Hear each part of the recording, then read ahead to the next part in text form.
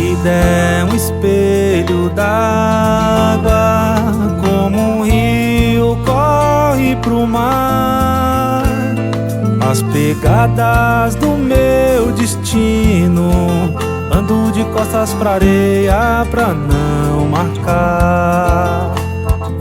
Centelha do destino, a gente se encontrar. Sou sol, você a lua, horizonte, sal e mar.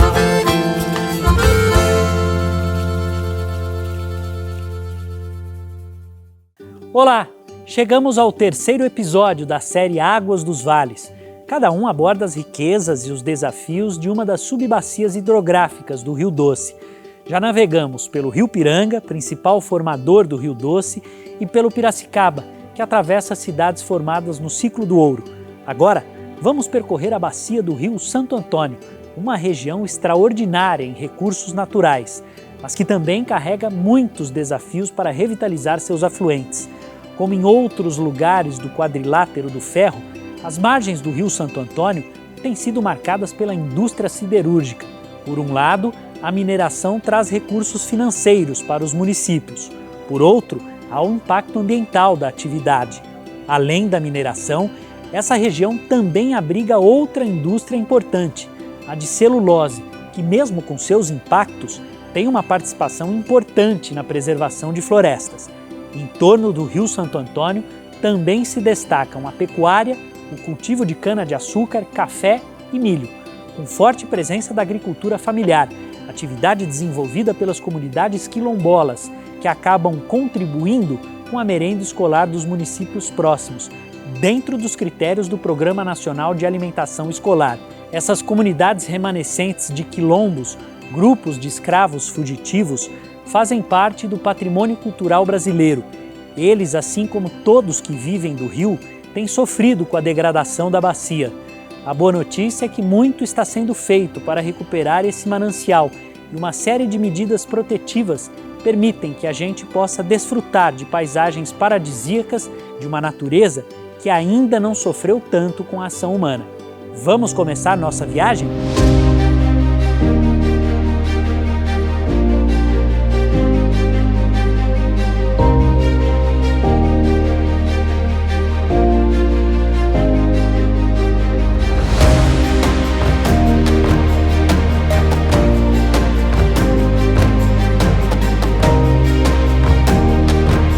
Estamos na Serra do Espinhaço, cadeia montanhosa que se estende pelos estados de Minas Gerais e Bahia.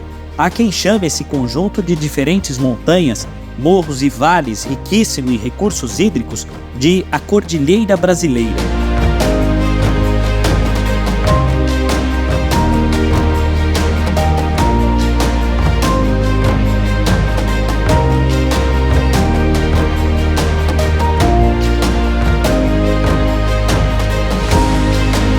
Em 2005, a Serra do Espinhaço foi reconhecida como reserva da biosfera, por ser uma das regiões mais ricas do planeta em recursos naturais e biodiversidade pela Unesco.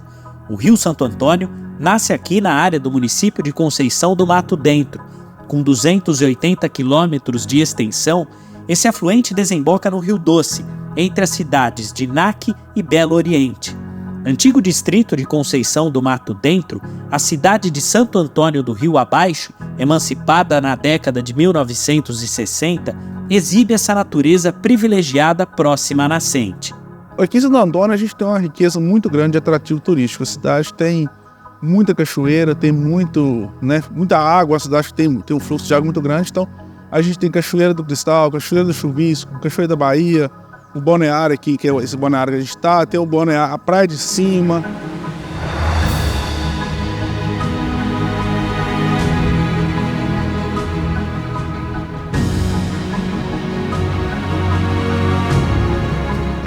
É muito gratificante para a gente, porque é a nossa principal fonte de água potável, é onde que nossa cidade foi praticamente construída, ela surgiu por aqui, né? Os bandeirantes subiram o leito do rio à procura de ouro e chegaram aqui, então o rio ele é o principal motivo da cidade existir.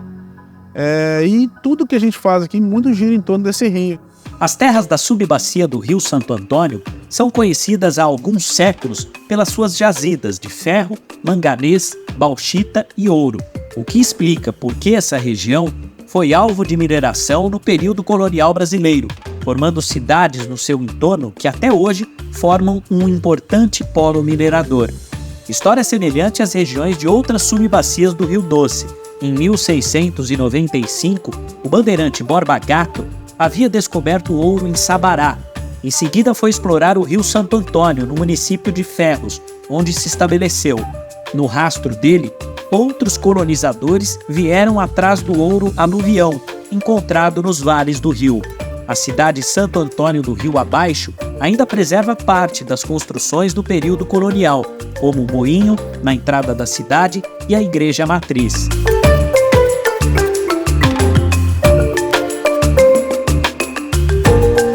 Daquele período, além da arquitetura e de obras artísticas, ainda resistem as comunidades quilombolas, formadas por escravos fugitivos. O historiador Aruf Salmen Espíndola explica como o conhecimento dos escravos trazidos da África foram fundamentais para que a região se tornasse um polo siderúrgico. A presença do minério de ferro, a presença da floresta e de água eram fundamentais para desenvolver uma coisa sem a qual a mineração do ouro não podia se desenvolver, nem a agricultura, que é ferramentas. Como entrar com ferramentas do litoral e trazê-las até o interior de Minas, atravessando a Serra do Mar, atravessando a Serra da Mantiqueira, subindo a Serra do Espinhaço. Então era praticamente impossível. Então vai se importar escravos africanos, que dominam a metalurgia, escravos mina, daí o nome, domina a metalurgia. Esses escravos, eles vão ser usados para implantar a indústria do ferro, as fábricas, as forjas.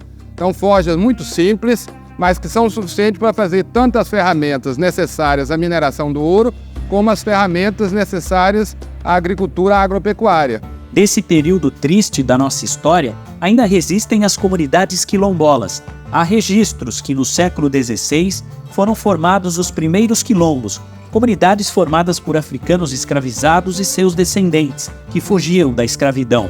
Mas nos quilombos também viviam índios e brancos livres. Seus moradores produziam tudo o que necessitavam para sobreviver e vendiam o excedente para vizinhos. Hoje, os descendentes dos quilombolas vivem da agricultura, procuram manter suas tradições e culturas vivas. Essa comunidade fica em Dom Joaquim, município que faz parte do circuito turístico Estrada Real. Atualmente, rotas que resgatam as belezas naturais da região, o patrimônio histórico e as manifestações culturais.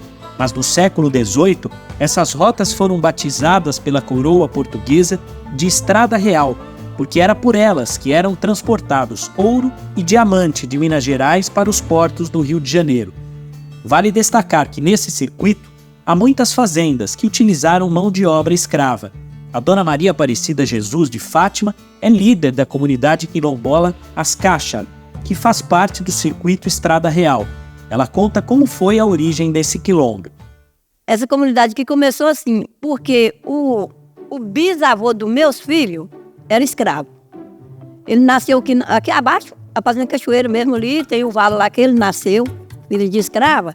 Aí a mãe dele estava socando um pilão de mamona que o fazendeiro mandava. Aí ela sentiu a dor do parto e não podia falar que ela estava grávida.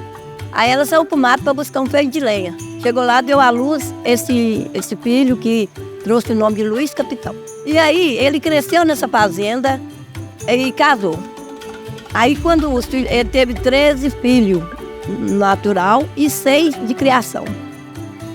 Aí quando a menina mais velha dele completou 12 anos, o fazendeiro queria que ele deixasse, igual ele foi criado lá, deixasse o filho dele também continuar nessa fazenda. Só que ele não aceitou, ele falava sempre assim: eu sou filha de escravo, mas eu não quero que minha família continue sendo escravizada. Aí deu um jeito, fez uma casinha de pau a pique aqui e juntou essa família dele tudo e veio para aqui numa casinha pequenininha mesmo. E aí plantou uma roça. Aí ele já tinha essa roça plantada aqui pertinho também. Aí com isso ele foi vivendo aqui, construiu a família aqui e assim os herdeiros dele estão aqui até hoje.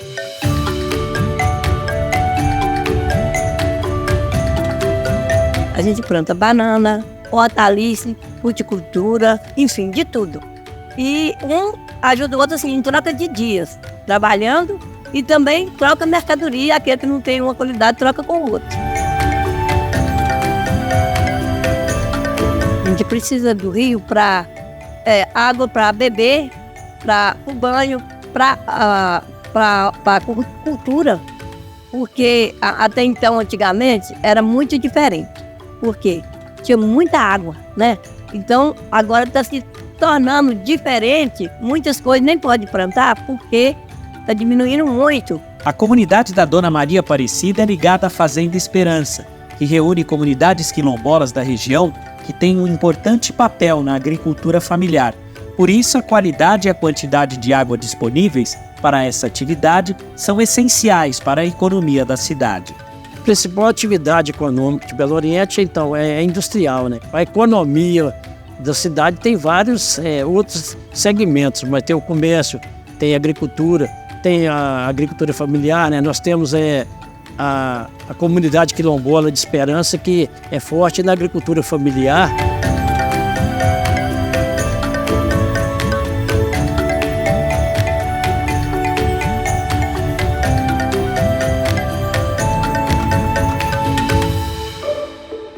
Uma das principais iniciativas em curso para aumentar a quantidade e a qualidade das águas do Santo Antônio e seus afluentes é o programa Rio Vivo, que está sendo implementado em todo o território do Rio Doce, pelos comitês das bacias hidrográficas.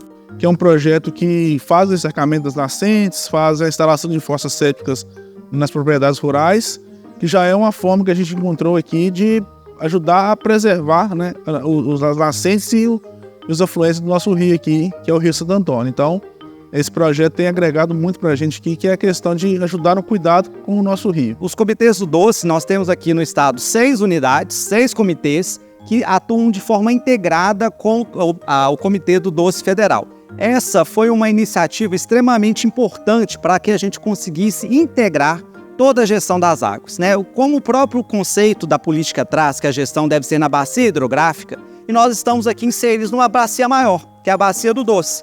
Então, a gestão que ocorre no Piranga, no Santo Antônio, no Doce, Manhuaçu e todos os outros, precisa estar integrada. E a forma como o Comitê do Doce e a integração com os 6 estaduais foi operacionalizada, trouxe um avanço significativo para a gestão da bacia, porque consegue convergir todos os esforços, desde o pequeno produtor rural que está lá no Alto Piranga, lá no Alto Santo Antônio, com aquele que está lá na Foz, para melhorar a qualidade da bacia. O engenheiro Augusto Fernandes trabalha para uma das empresas de engenharia ambiental responsáveis por implementar o projeto no município de São Sebastião do Rio Preto, essa cidade que já foi distrito de Conceição do Mato Dentro, ou seja, está muito próxima à nascente do Santo Antônio. A economia desta área está baseada na agropecuária, em sua maioria no cultivo de cana-de-açúcar, milho, arroz, feijão e na criação de gado leiteiro.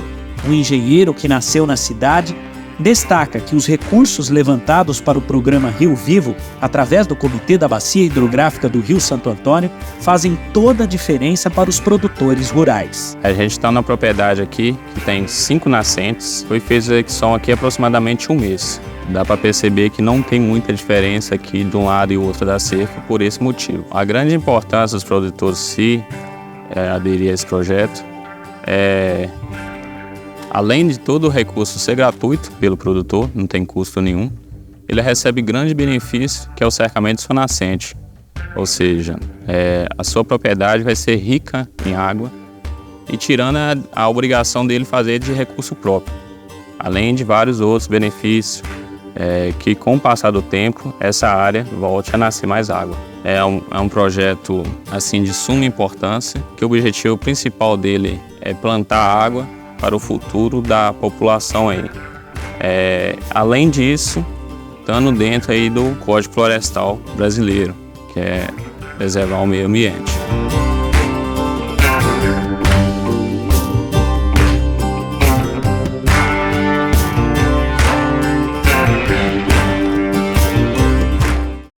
A falta de proteção às nascentes, principalmente pela presença de gado solto no entorno delas, é apenas um dos problemas que impactaram a saúde do Rio Santo Antônio e de outros afluentes do Doce. Por aqui, o ciclo do ouro e as atividades mineradoras que se seguiram a partir desse período também vem afetando o equilíbrio ambiental da região. Conceição do Mato Dentro, cidade onde fica a nascente do Rio Santo Antônio, cedia o maior mineroduto do mundo, que tem 529 quilômetros de extensão e atravessa 33 municípios.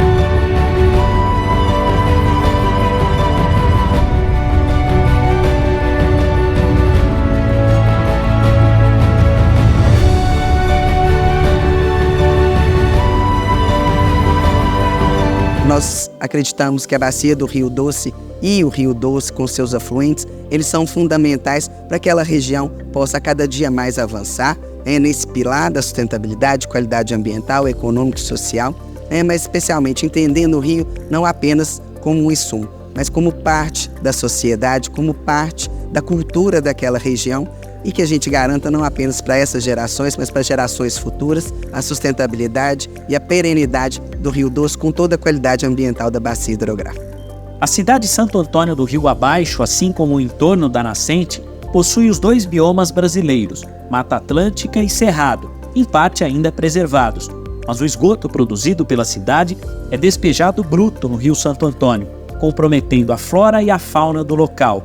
O peixe andirá, por exemplo, foi descrito pela primeira vez numa expedição em 1865, mas ninguém havia encontrado o espécime, até que pesquisadores das universidades federais de Viçosa e Minas Gerais redescobriram o peixe no alto do Rio Santo Antônio, região pouco poluída que ainda consegue abrigar o peixe.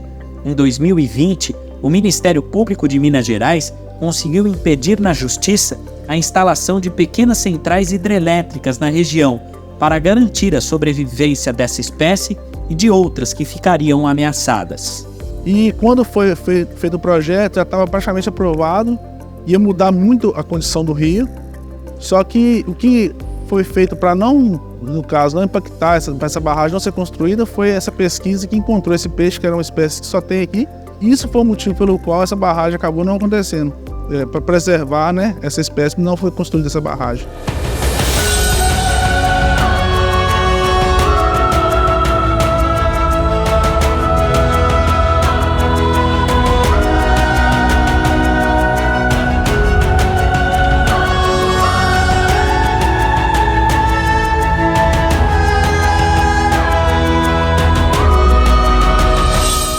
Cada vez mais, empresas entendem o papel delas na sustentabilidade do planeta, como agentes importantes para encontrar meios para aliar desenvolvimento econômico e preservação ambiental. No próximo bloco, vamos percorrer a região da foz do Rio Santo Antônio, que desemboca no Rio Doce, entre as cidades de Belo Oriente e Naque, uma região que, além de fazer parte do colar metropolitano do Vale do Aço, desde a década de 1970, se tornou uma importante produtora de celulose.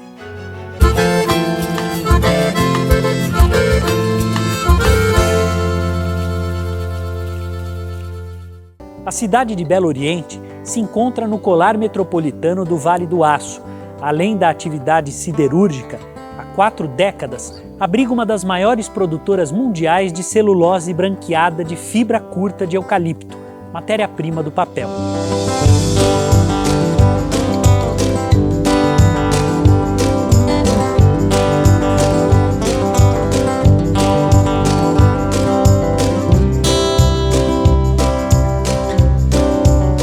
Ela precisa de um volume grande de água, captação de água.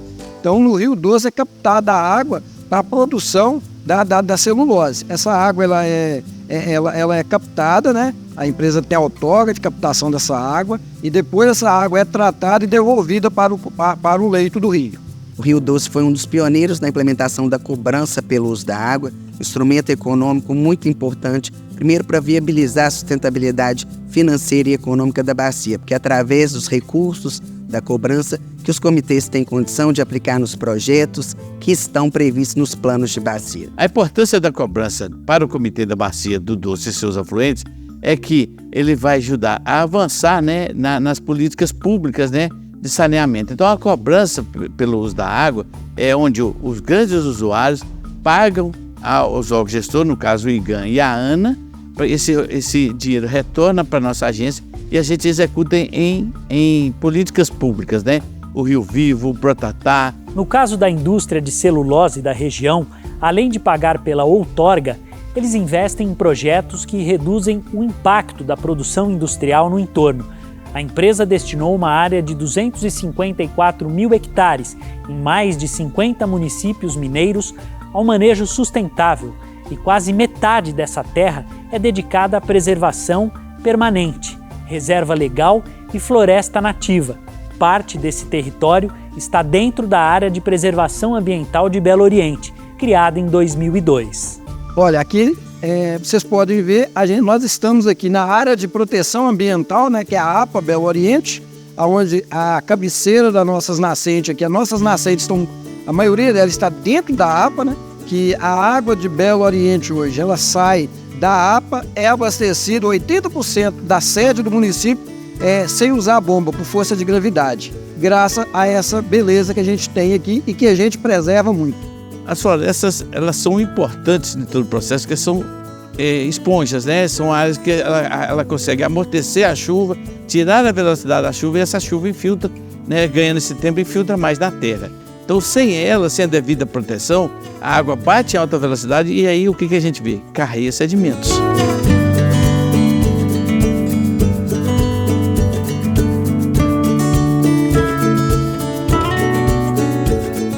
A APA de Belo Oriente ocupa 15 mil quilômetros quadrados localizados na microrregião de Ipatinga, no Vale do Rio Doce, uma área que representa 45% da área total do município e, além da subbacia hidrográfica do Santo Antônio, se estende pelas subbacias dos rios Piracicaba, Santo Antônio, Suaçuí e Corrente Grande. A APA é uma área de proteção ambiental de uso sustentável, né? Porque tem a área de proteção, as unidades de conservação que são fechadas, né? Que não pode ter muitas indústrias, a agricultura, quer dizer, é uma área fechada. A APA já pode ter agricultura, ter várias outras coisas para a economia. E nós temos a cachoeira na APA, tem uma conhecida muito assim pela população, Cachoeira do Eloy, tem no alto do Ciprício a cachoeira. E nós temos uma cachoeira muito importante em Belo Oriente, que é a Cachoeira do Rio Doce. No Rio Doce, no distrito, de um grande e importante distrito nosso, que se chama Perpétuo Socorro, conhecido por Cachoeira Escura por causa da cachoeira. O distrito começou perto da cachoeira, então a população acostumou a Cachoeira Escura. Não, no Vale do Aço, se perguntar assim, quem conhece Perpétuo Socorro? Quase ninguém conhece a margem do Rio Doce. Se perguntar quem conhece Cachoeira Escura, é Cachoeira Escura. A Cachoeira Escura tem um dos marcos turísticos da região. É uma homenagem ao Frederick Sellow, biólogo e naturalista alemão, que veio ao Brasil estudar as tradições indígenas do Vale do Rio Doce e morreu depois da sua canoa naufragar na queda d'água. A estação ferroviária de Perpétuo Socorro, que faz parte da estrada de ferro Vitória-Minas, recebe o nome do cientista. Outro ponto turístico da cidade está na praia do Rio Santo Antônio, local onde foi realizada a primeira missa campal do povoado do Galo, atual Belo Oriente, pelo padre Leonardo Félix Ferreira em 1860.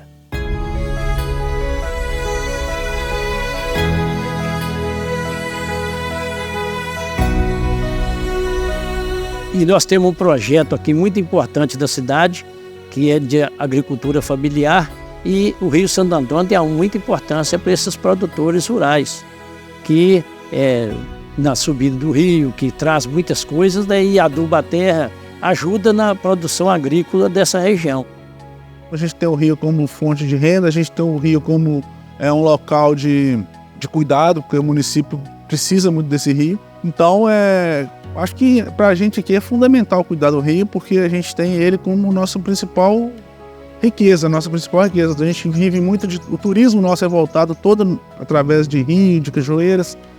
Então, para a gente é essencial cuidar desse rio, é essencial manter esse leito de rio bacana, o mais limpo possível, bem cuidado, porque eu acho que tudo que a gente tem em Santo Antônio depende muito desse rio. Então, a gente tem que ter muito essa consciência de cuidar, de preservar e de manter, porque é a nossa maior riqueza, né? O Rio Santo Antônio, para a gente, é a nossa maior riqueza. É importante pensarmos a partir de uma ética que não coloque em primeiro lugar só o ser humano e os interesses econômicos daqueles que têm mais força, como normalmente ocorre, mas que pense, primeiro, o ser humano enquanto coletividade, mas pense que ele vive também junto com os outros seres não humanos, e ele vive dentro do ambiente, que tem um rio com seus seres, tem aqueles outros bichos que dependem do rio, tem as plantas, tem toda a flora que depende daquilo.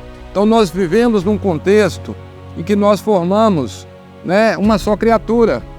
Então nós temos que pensar que o rio é parte nossa.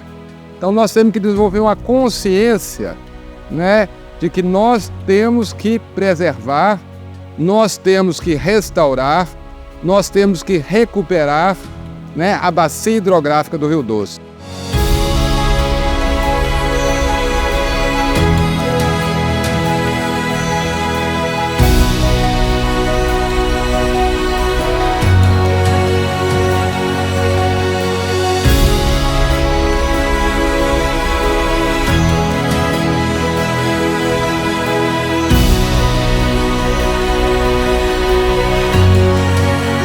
Não tem como pensar no desenvolvimento da civilização sem colocarmos as águas doces como protagonistas. Não só porque o ser humano não vive sem ela, mas porque a partir dos rios desenvolvemos as nossas atividades econômicas, desde as indústrias que dependem dessa água para extrair minérios fundamentais para todos os segmentos da economia, desde grandes edificações até o celular que não sai das nossas mãos.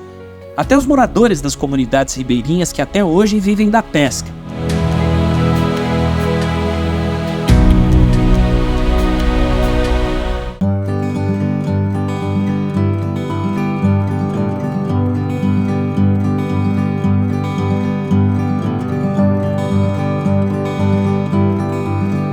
Ainda temos o ofício das lavadeiras, que parecia ter ficado em um mundo sem água encanada, mas que ainda existe em alguns lugares do Brasil e na tradição por elas deixadas. Mulheres que saem ao raiar do sol, com as trouxas de roupa na cabeça para a beira do rio. Que depois de lavar, colocavam a roupa para quarar, um verbo que talvez as gerações mais novas nunca ouviram. E talvez nunca tiveram uma roupa seca e alvejada apenas pelo sol. Lavadeiras que aprenderam a cantar enquanto trabalhavam, para amenizar o fardo do dia a dia, para dar o sustento à família.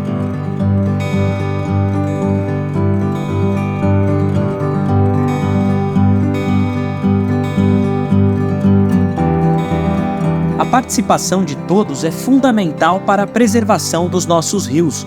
Juntos, podemos fortalecer essa onda de respeito e de nova consciência em torno do uso da água. Cada gota de esforço conta quando se trata de preservar os rios. Vamos unir nossas vozes, nossas ações e nossos corações em prol desse bem tão valioso e vital para todos nós. Que nós saibamos honrar essas águas para que elas possam prover o sustento das gerações que virão. No próximo episódio da série Águas dos Vales, vamos visitar a área da subbacia do rio Suaçuí, a maior das 9 bacias que formam a bacia hidrográfica do Rio Doce, e onde a maior parte da população vive em áreas urbanas. Assim como no restante do território do Rio Doce, o bioma dominante é o de Mata Atlântica, mas lá 74% da vegetação original foi degradada, o que traz chuvas torrenciais e grandes períodos de estiagem, o que tem provocado muito prejuízo na região. Mas a boa notícia é que você vai se surpreender com as iniciativas que estão revertendo esse quadro. Espero vocês!